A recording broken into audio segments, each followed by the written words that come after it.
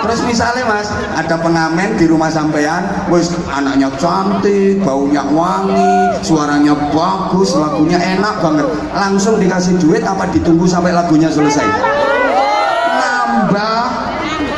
Nambah, paham ya? Paham ya? Ayo coba kita sama-sama baca sholawat tibbil qulub. Ayo Gus Azmi, bareng-bareng.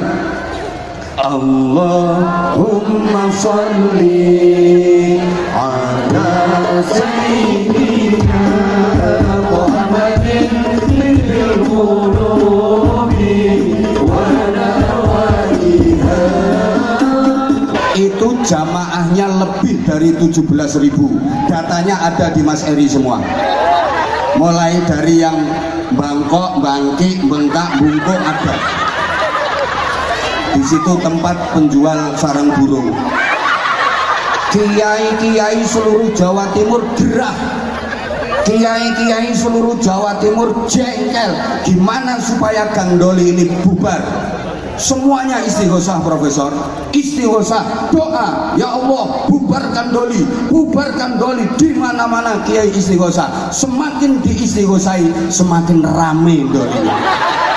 Bahkan kiai yang doanya ampuh itu ngeri doanya, ya Allah lonte-lonte Doli itu bikin gudikan semua ya Allah, bikin boresen semua ya Allah, biar nggak laku. Lo didoakan gitu tambah mulus-mulus.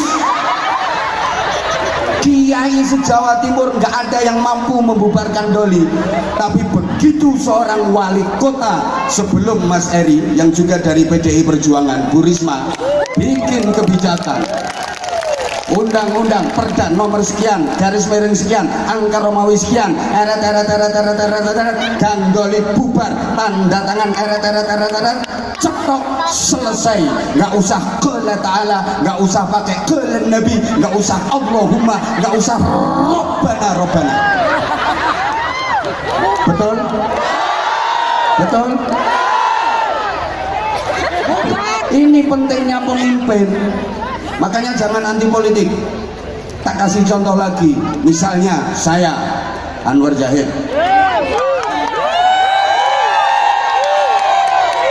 pengen bangun masjid, Pak Profesor, anggarannya 25 miliar. Tiap hari, pagi, siang, sore, malam, saya keliling kemana-mana. Saya mengajak para jamaah untuk berinfak bareng-bareng bangun masjid. Mohon para jamaah untuk sumbangannya membangun masjid. Saya keluarkan dalil. Man bana masjidan lillah banallahu lahu baitan fil jannah. Siapa yang ikut berpartisipasi membangun masjid karena Allah, akan dibangunkan istana megah di surga. Terus sorban tak edarkan, paling plung 2000, plung 2000, potongamu 2000 duwe lencu, plung 2000. 50 tahun saya keliling Indonesia, masjid yang anggarannya 25 miliar gak berdiri bangunannya. Tapi ketika seorang wakil presiden nanti, masjid di pesantrennya Anwar Zahid anggarkan 25 miliar, cetok, selesai. Wakil presiden nggak perlu pakai qala ta'ala. Sopo ngomong modus? Nah, ini namanya politik. Itu loh. Nah kalau santri nggak ada keterwakilannya, nah nanti kalau ada apa-apa santri yang nggak dapat bagian. Maka saya setuju banget Profesor Mahfud MD maju sebagai cawapres, mewakili santri, mewakili kiai. Izin Mbak Puan, sementara ini kiai betul-betul didiskriminasi, dianaktirikan. Padahal kiai itu perannya di masyarakat. Coba, maaf, siapa yang membina moral masyarakat? Sehingga masyarakat yang mau berbuat jahat nggak jadi, yang mau nakal nggak jadi. Indonesia masyarakatnya berakhlakul karimah. Ini didikan para kiai, jasa para kiai, keliling dari pelosok ke pelosok, dari kampung ke kampung. Andaikan masyarakatnya pada nakal-nakal, berbuat jahat, berbuat maksiat, ya pejabat kewalahan. Berapa jumlahnya pejabat? Izin Mbak Puan, ini kiai tapi sama pemerintah kurang dihargai.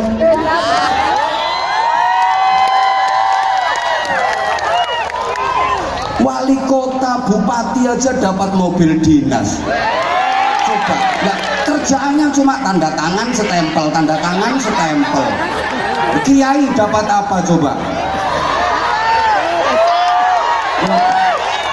Ya teklek dinas itu. Camat dapat mobil dinas. Padahal camat tugasnya cuma apa? Tanda tangan, neret-neret. Pernah saya tantang, ayo camat berdiri, uraikan jasamu apa saja coba. Nggak bisa ngomong kok. Kalau langsung bersentuhan dengan rakyat yo masyarakat. Kayak gini pejabat mau datang yo kalau ada perlu.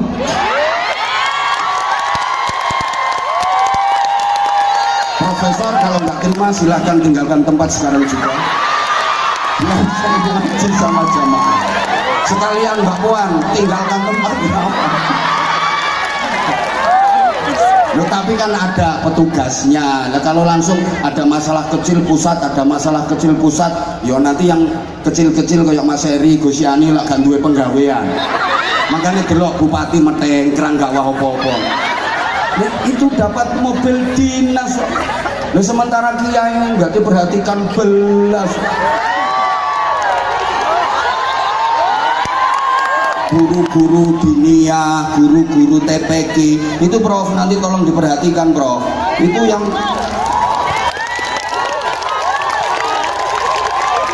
terus lagi ini mumpung ketemu saya punya usulan. Halo,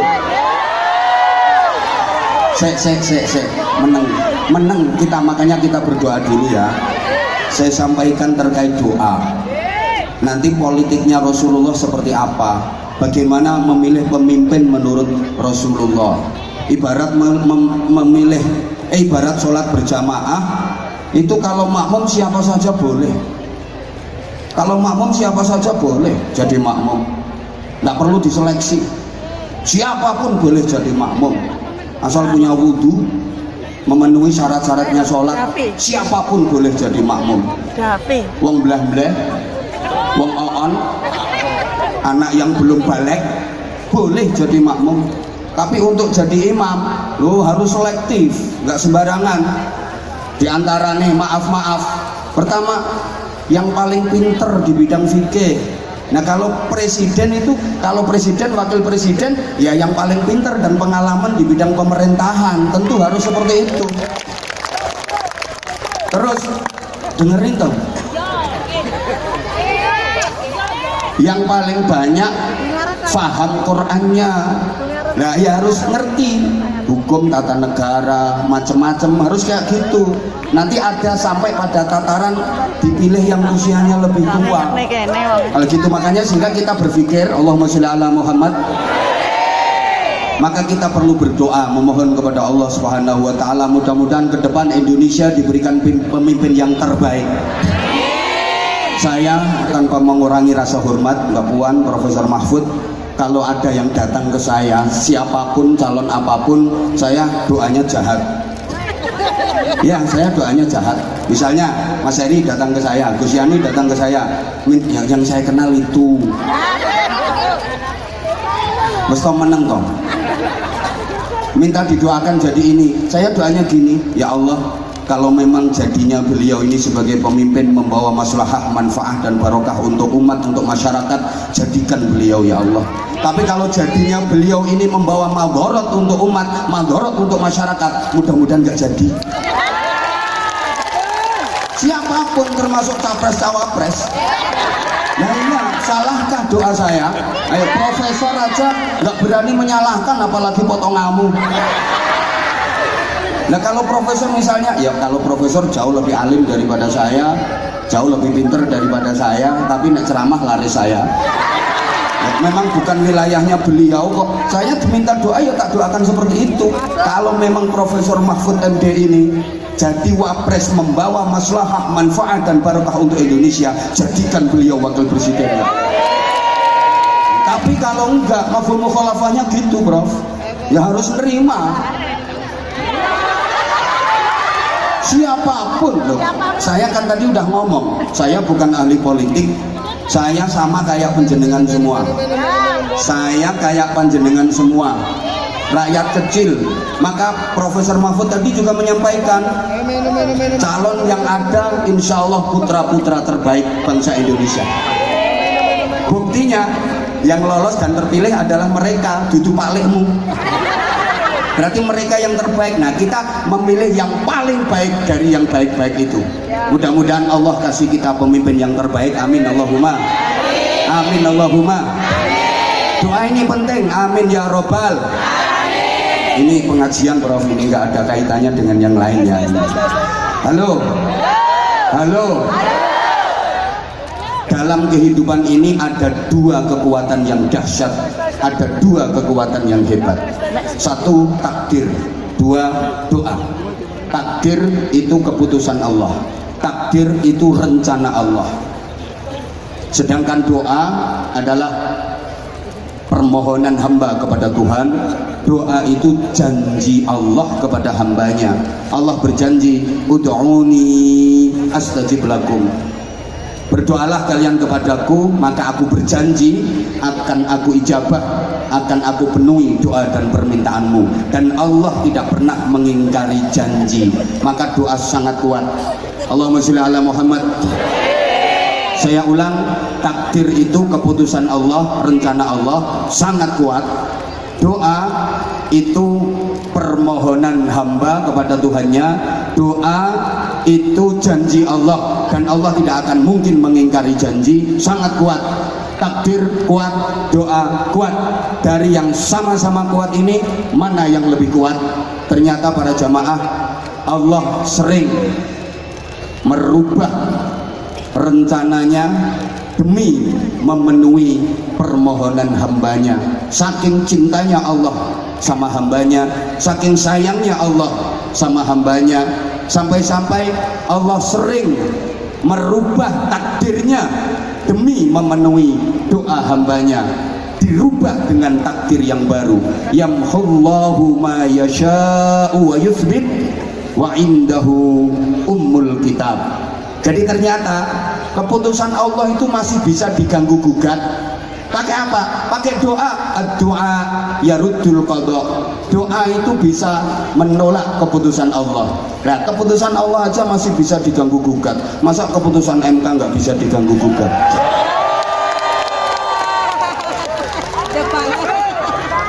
Halo. Halo. Nah, gimana cara mengganggu gugat keputusan Allah? Pakai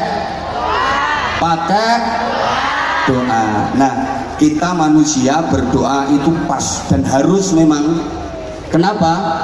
Karena kita ini aslinya nggak bisa apa-apa. Kok nggak semangat sih? Aslinya kita ini nggak punya apa. Semua kuasane Gusti, semua miliknya Gusti. Asli nih, menungsoku gak duwe apa-apa. Maka kalau hari ini Bapak Ibu gak punya apa-apa, jangan sedih. Berarti sampean termasuk manusia yang masih asli. Ya asli, gak punya memang, asli tidak gablek. Kalau sekarang sampean gak bisa apa-apa, ya jangan sedih-sedih, karena sampean termasuk manusia yang masih asli.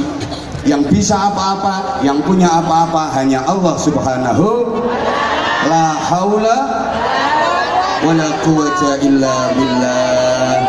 Maka maaf karena aslinya manusia ini nggak bisa apa-apa. Banyak orang yang selamat karena dia merasa nggak bisa.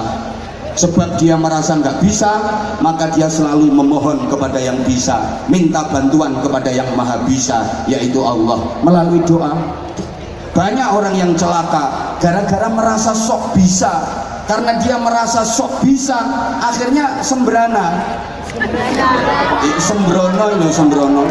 akhirnya dia ceroboh, nggak mau minta tolong sama yang bisa, nggak mau berdoa, akhirnya sengsara, akhirnya celaka. Maka jangan pernah menyepelekan doa. Doa silahul mukmin. Doa adalah senjatanya orang mukmin.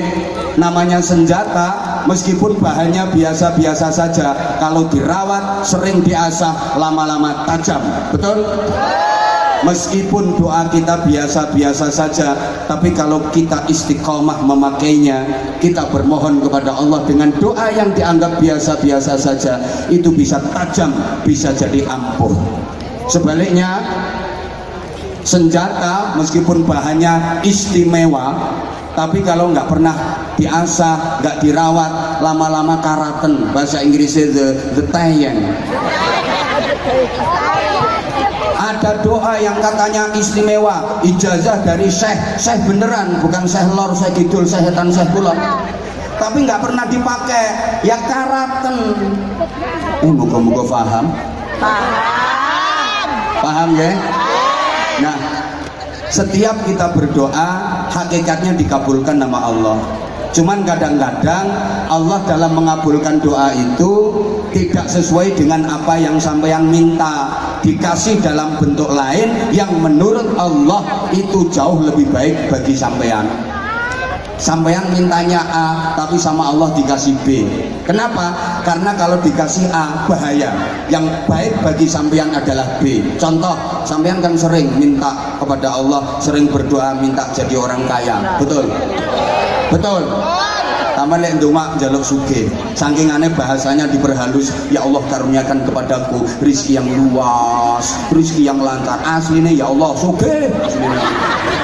Diperhalus mana? Saya belum pernah mendengar ada orang berdoa, ya Allah berikan kepadaku rezeki sedikit saja, nggak ada.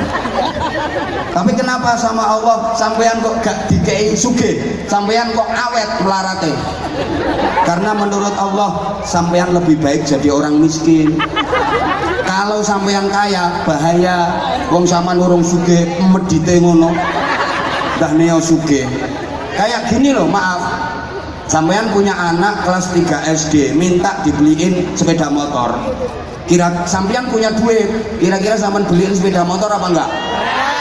Dibeliin, tapi bukan sepeda motor, sepeda ontel, sepeda pancal, sepeda gunung. Kenapa? Menurut sampean yang baik buat anak kelas 3 SD bukan sepeda motor, sepeda ontel. Bukan berarti nggak sayang, permintaannya nggak dikasih, justru karena sayang, justru karena cinta. Kalau dikasih bahaya. Understand? Understand? Ngono. Oke, nah sekarang udah. Kalau sampean berdoa langsung diijabah sama Allah, jangan merasa bangga, jangan merasa gembira dulu. Belum tentu itu karena Allah sayang sampean. Bisa jadi karena Allah gergeten sama sampean. Udah dikasih biar mingkem. Kalau sampean doa kok kayaknya lama nggak dikasih, jangan kecil hati. Belum tentu itu karena Allah benci sampean, justru karena Allah sayang sama sampean. Allah seneng mendengar doa sampean, Allah seneng mendengar tangisan sampean. Maka diperlambat sama Allah, ditunda, nanti dikasih yang lebih gede. Kayak gini, misalnya sampean lagi duduk di teras rumah sore-sore, terus ada pengamen mas, pengamennya itu udah tua, suarane welek jebrak, nek nyanyi ngidune muncrat, ambune tengi pengok 7 hari nggak mandi. Kira-kira sampai tunggu sampai lagunya selesai apa langsung sampean kasih duit biar minggat? Kasih duit biar minggat. Langsung dikasih biar minggat. Maka kalau kita berdoa langsung dikasih sama Allah, jangan berbangga diri dulu. Boleh jadi karena Allah gergeten sama kita. Iki rek rata keira mingkem. Terus misalnya mas, ada pengamen di rumah sampean, wis anaknya cantik, baunya wangi, suaranya bagus, lagunya enak banget. Langsung dikasih duit apa ditunggu sampai lagunya selesai? Nambah. Paham ya? Paham ya? Ayo coba kita sama-sama baca sholawat tibbil qulub. Ayo Gus Azmi, bareng-bareng. Allahumma sholli ala sayyidina Muhammadin bil qulubi wa nawaiha wa afiyatin abadani wa shifaiha wa nuril absari wa وعلى آله وصحبه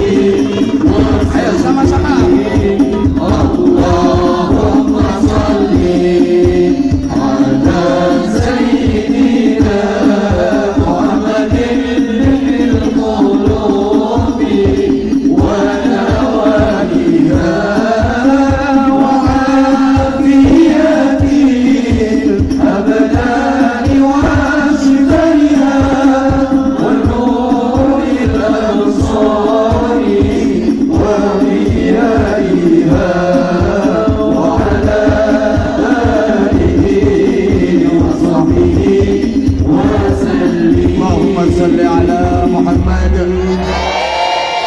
Kadang kalau diajak berdoa ada yang suka bilang aku nggak bisa doa. Kok nggak bisa? Aku nggak ngerti bahasa